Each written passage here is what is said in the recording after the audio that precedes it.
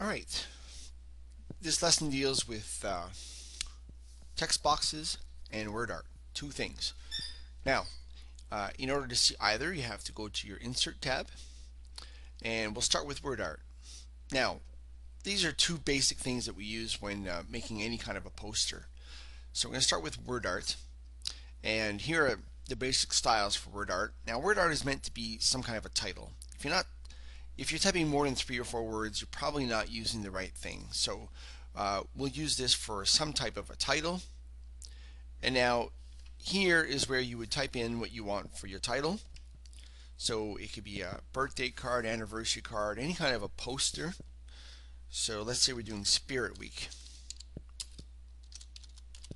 And then when you hit OK, your word art will pop up on your sheet, and you should be able to move that pretty much anywhere you want. Now, with your word art selected, you've now got your word art toolbar up here. So these are all things that you could do to your word art. The main ones being, if I didn't spell this correctly, I could go back here and I could add something or delete something or change something and then hit OK. I can change the spacing, I can change the centering. If I didn't like the way that this came out, I can also change the style from here and say, well, how would that look? And see if that's any better. And then, of course, these are your sizing nodes. So you can size this the way you'd size anything else. And of course, you can float this anywhere on your page. You can change the fill or the outline color if you'd like. So if I want to change the fill to, let's say, an orange, and then if I wanted to change the outline to a blue, I could do that, no problem. I can even change the shape of this. If I decide I didn't like the shape, I can change the shape. And of course, as you're doing things, you can undo and redo. So those are the main features of your word art.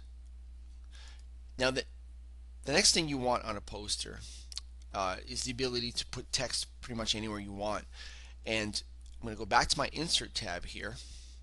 And what I'm looking for now is a text box. A text box allows you to type anything you type in a regular document, but allows you to float that box, that text, anywhere you'd like.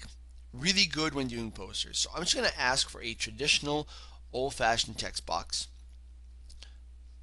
Now, it appears as though I had my auto text selected when I did that. So it replaced my auto text, my word art with my text box. I didn't want to do that. So I just undid, and now I'm going to ask for a traditional text box, and now I got a text box with some, I would call this just dummy data, some dummy text, just showing you that this is where you would do your typing. So I'm of course going to select that stuff, and then here is where I would type my new information. So I can start typing that Spirit Week is from March 9th to March 13th. And then again, I'm typing like I would type anything else in any document. I can hit enter. I can even make this a bulleted list if I wanted to. So while I'm in here, I can go back to home and I can say that I want this to be a bulleted list. So now I've got a bulleted list happening, and of course you can size your text box any size you want. Then you can just type dress funny each day, and then different theme.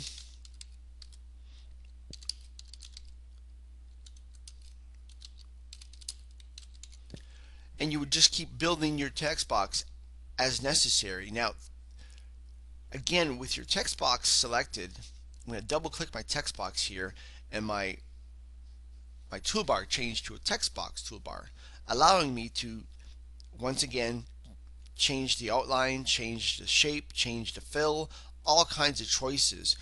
One of the most popular is saying I don't want an outline for my text box, so people won't even know that this is a text box.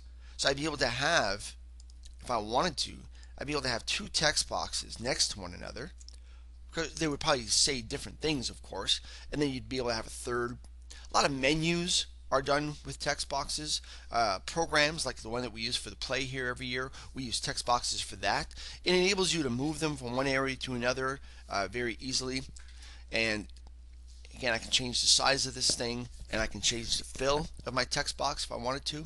So I could have a color so many choices as far as what you can do with a text box. It just makes it real easy to create something very creative, and of course it allows you to move it around in your page. So Textbox and Wordart are two of the key things you'll need when creating posters.